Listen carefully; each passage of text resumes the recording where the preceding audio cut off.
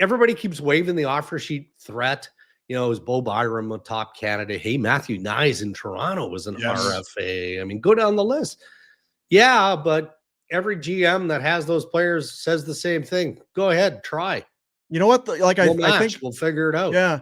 Here in Calgary, we talk about it all the time. How do you get star players? Well, you got to finish in the bottom 5 and draft them.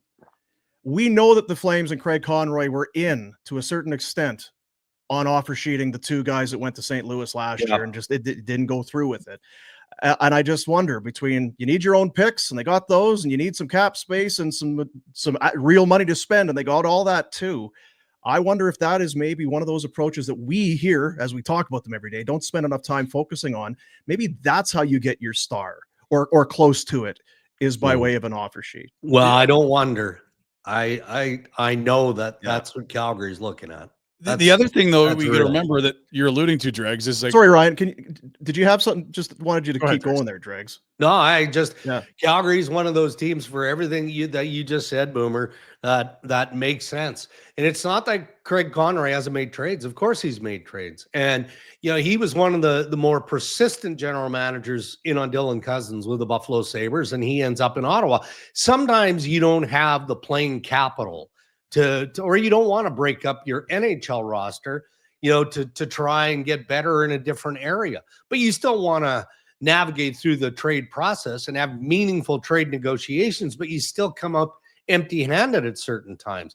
And because Calgary has the pieces required, why wouldn't you? I don't doubt for a second that the Calgary Flames will be among the most aggressive in that area. I don't. I think that, but again, I'm repeating myself and saying, sure, everybody wants to pat Doug Armstrong on the back because he pulled off this great heist. And he did. Those are 2 high-quality young players.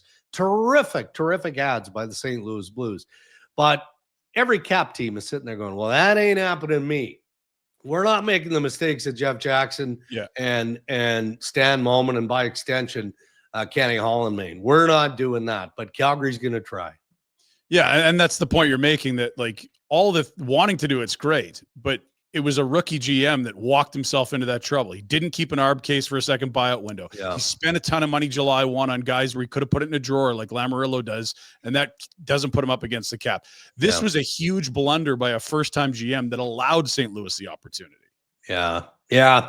I mean, there's so many mulligans that could be taken and how they managed through that process in Edmonton. But hey, from our perspective, guys who have to fill airtime on shows like this, I hope that we're talking about this. I really, truly do. Because if I were a manager, I would try. Why wouldn't you? Hey, if you want to box yourself in as a team in the National Hockey League and you want to try and over-ripen one of your up-and-comers, well, that's on you. But the agents have a job, and that is to represent their clients to the best of their ability and make them the most money. And if the fit isn't right with the team that you're in for whatever reason, or they don't, the negotiation isn't going anyway. It gets a little greasy when all of a sudden, 2 guys end up at the same place, and you wonder how that could possibly be in such a short period of time. But I honestly, when you look at the restricted free agent class this year, there are lots of pieces, lots of players that we could envision the Calgary Flames and other teams circling and knowing would be great ads. Most of the teams would say, look, we'll match and we'll figure out a way to comply and get into the salary cap arena before puck drop. And that's what matters, right? So you can offer sheet, as long as you comply by game 1 of the regular season, then that's all that matters. So you can make tougher decisions before the season starts. Okay, so I want to ask you both. If you want to get a player over, let's say, 4.6 million was the cutoff last year, it probably comes a little higher. You got to use your own first.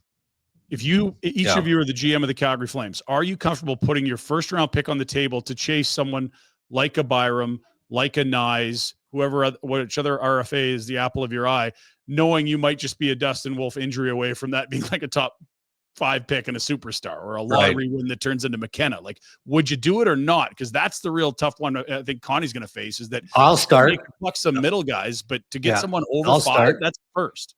I'll do it. I'll do it, because you also have to look at your Nazem Kadris and your Jonathan Hubertos, who are playing pretty well, right? And the window, even though it's not wide open, is somewhat open. And you're trying to transition on the fly when you're doing that. But if you're waiting for that first round top 5, top 6, top 10, top 15 pick to materialize, best case scenario, you're 3 to 5 years down the road, and you're in it in a different cycle. And it also depends on the player we're talking about. I would like Matthew Knies isn't going to happen because Toronto would match. They just wouldn't allow themselves to be threatened in that world. And the Bowen Byram situation is also unique because I'm not sure Bowen Byram wants to extend in Buffalo. Mm-hmm. I mean, there's been so much stuff there. So if his message is I'm not extending, then, you know, maybe Kevin Adams at the draft here just figures out, well, I'm not going to take the risk, and he moves him out anyway. But if you were, if it was as simple as giving up a first round pick and you got Matthew Knies back, yeah, every He's day having of a the huge week, year. Like he's probably going to every get day of 30, the week. and he's like 220 pounds. Like he's a beast. that's what and that He's was going to be my power answer. Is I would do it for Knies.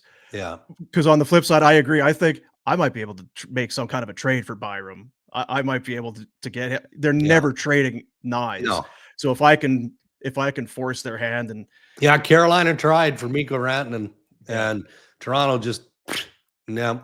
They had conversation with about Marner, even though he had the no move, as we know, but they wouldn't even consider Knies, not even remotely. Hey guys, thanks for watching. Be sure to check out more of our content right here on the Flames Nation YouTube page. We had a bunch of great long form interviews. You can check out some videos we've done as well outside of the studio. And of course, if you want more writing or merchandise stuff, flamesnation.ca or nationgear.ca. Appreciate you watching.